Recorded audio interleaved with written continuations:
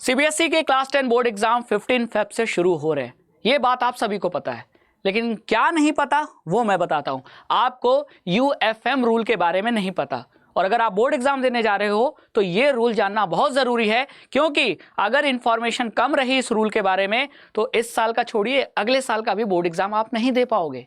जी हाँ, तो ये रूल इतना इंपॉर्टेंट क्यों है, चलिए मैं बताता हूं, और इस रूल के इंपॉर्टेंट पॉइंट्स जिसका ध्यान रखना है आपको बोर्ड एग्जाम के पॉइंट ऑफ व्यू से वो भी बताता हूं। ठीक है, तो सीबीएसई एक बहुत बड़ा ऑर्गेनाइजेशन है, ठीक है, और इस साल की बात करें 2025 बोर्ड एग्जाम की, तो 10th और 12th अगर दोनों क्लास के बच्चों को मिला लें तो लगभग 44 लाख बच्चे देने जा रहे हैं इस बार के बोर्ड एग्जाम।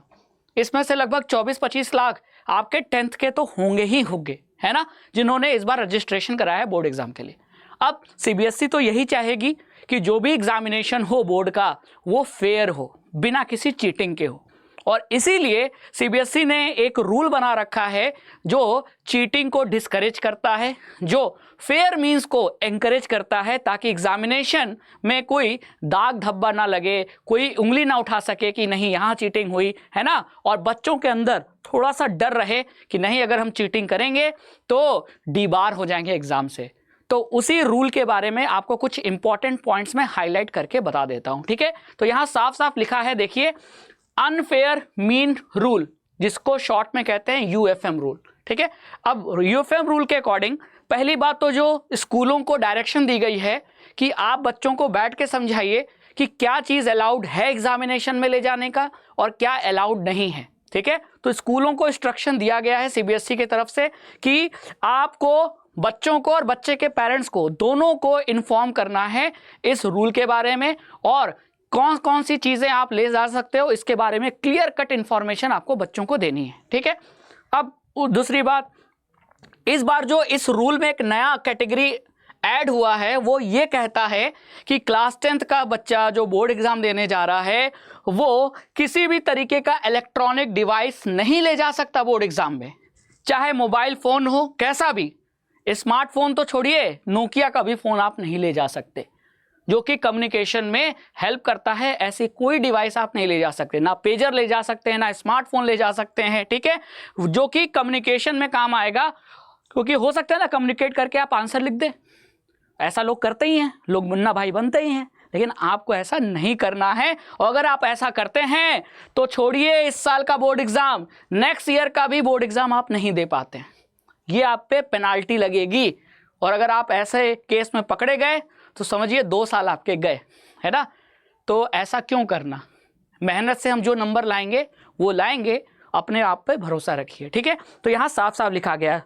और ऐसा स्टूडेंट जो कि स्मूथ एग्जामिनेशन के कंडक्शन में भी बाधा पैदा करे, है ना, students indulging in spreading rumours, जो र्यूमर्स फैलाए, ऐसे स्टूडेंट्स पे भी यही पेनाल्टी लगेगी, उनको इस साल भी डिबार कर दिया जाएगा, अगले साल भी बोर्ड एग्जाम देने से मना कर दिया जाएगा। तो ये सारे एक्शन हैं जो इस बार सीबीएसई ले सकती है। और एक चीज़, अगर आपको लगता है कि आप बोर्ड एग्जाम दे रहे हो, सीबीएसई आपको नहीं देख रही है, तो ये आपकी गलतफहमी है, क्योंकि हर हॉल में, हर एग्जामिनेशन हॉल में सीसीटीवी होगा, जो आपको देख रहा होगा कि आप चीटिंग तो नहीं कर रहे। तो ये मत भुलावे में रहिएगा कि आपको कोई देख नहीं रहा, सारी रिकॉर्डिंग हो रही है सीसीटीवी सर्विलांस के अंडर। ठीक है, वो भी इसी रूल के अंतर्गत है। फिर अगर हम बात करें तो यहाँ एक वेबसाइट, मतलब इस पीडीएफ में लिस्ट ऑफ परमिटेड आइटम्स और लिस्ट ऑफ बार्ड आइटम्स की एक लिस्ट दी है। अब इस लिस्ट को देख लीजिए कि क्या क्या स्टूडेंट ले जा सकता है बोर्ड एग्जाम के सेंटर में, क्या नहीं ले जा सकता है।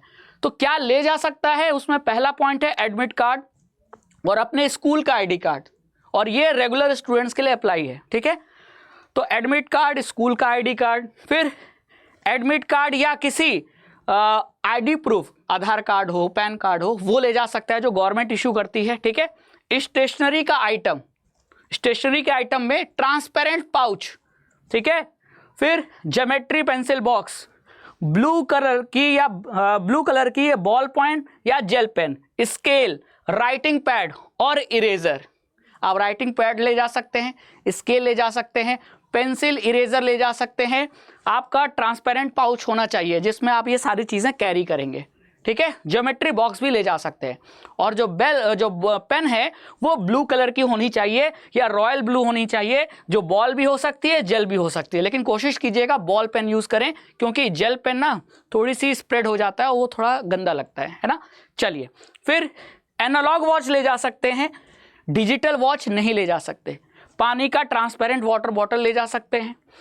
मेट्रो कार्ड, बस पास और पैसे ये आपको अलाउ है, क्योंकि हो सकता है अगर आपका सेंटर दिल्ली में हो या दिल्ली के आसपास जहां मेट्रो चल रही हो तो मेट्रो कार्ड से आप जाएंगे, है ना, हेल्प से, तो मेट्रो कार्ड अलाउड है। पैसे ले जाना अलाउड है, बस पास ले जाना अलाउड है, ठीक है। लेकिन इसके अलावा आधार कार्ड, ये सब गवर्नमेंट इशूड कार्ड अलाउड है, लेकिन और कुछ कार्ड मत ले जाना। तो कार्ड के नाम पर एडमिट कार्ड, स्कूल का ID card, government issued card, metro card, बस कार्ड, यही अलाउड है, बाकी कोई कार्ड मत ले जाइएगा। हाँ, राइटिंग, ये जो आपका जो राइटिंग पैड है ना, इसको लेके जाना है, लेकिन इस पे कुछ लिखना नहीं है, क्योंकि कई बच्चे क्या होते हैं राइटिंग पैड पे फॉर्मूला लिख लेते हैं। अगर वो बच्चे इन्विजिलेटर के नज़र में आ गए तो उन पे भी एक्शन हो सकता है। तो अपना writing pad neat and clean रखिएगा, उस पर किसी तरीके का कुछ लिखा ना हो, चीटिंग ना करते हुए पकड़ाए गए, ठीक है। चलो, अब आता है बार्ड आइटम्स। तो बार्ड आइटम्स में यहाँ क्या लिखा है, any stationery item such as textual material, यानी कि कोई लिखा हुआ पेपर आपके पास है, ठीक है, या कैलकुलेटर है, ठीक है, पेन ड्राइव है, लॉग टेबल है, ठीक है, इलेक्ट्रॉनिक पेन, स्कैनर, ऐसी कोई भी डिवाइस आप ले नहीं जा सकते। एनी कम्युनिकेशन डिवाइस जो कम्युनिकेशन में हेल्प करती हो, जैसे mobile phone, Bluetooth, earphone, microphone, pager, health band, smart watch, camera नहीं ले जा सकते। वॉच भी आपकी एनालॉग होनी चाहिए, डिजिटल वॉच आप नहीं ले जा सकते, ये मैंने साफ साफ हाईलाइट कर दिया।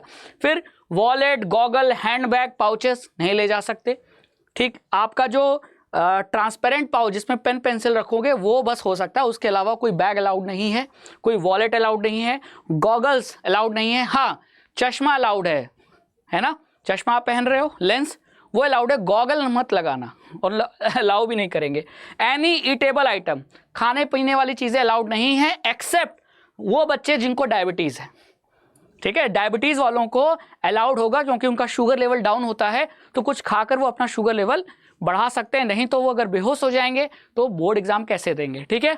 Any other item which could be use for unfair means, ठीक है, यूज ऑफ द अबव और similar item will be treated under unfair mean. अगर आप ये सारे आइटम लेके जाते हैं तो आपको यूएफएम रूल के अंतर्गत ट्रीट किया जाएगा और उसी हिसाब से आपको पनिशमेंट दी जाएगी, ठीक है। तो इन बातों का ध्यान रखिए, आप अपने पढ़ाई पे भरोसा रखिए, क्योंकि एक बात मैं फाइनल लाइन बोल रहा हूं कि कोई भी चीटिंग करके टॉपर नहीं बना और ना बन पाएगा, सिर्फ बनेगा तो अपनी मेहनत से, अपनी पढ़ाई से, ठीक है। तो आप सभी प्यारे बच्चों को राघवेंद्र सर की तरफ से best of luck. Board exam फोड़ के आना है, अपनी पढ़ाई पे भरोसा रखना है, सब कुछ पॉसिबल है थ्रू अपने लाइव सेशन के थ्रू जो हम अभी चला रहे हैं चैनल पे, दैट इज मिशन पॉसिबल, ठीक है। तो तैयार हो जाइए, हमारे मिशन पॉसिबल में डेली लाइव लेक्चर हो रहे हैं, उनमें पढ़िए और बोर्ड एग्जाम को फेयर तरीके से दीजिए। Thank you so much.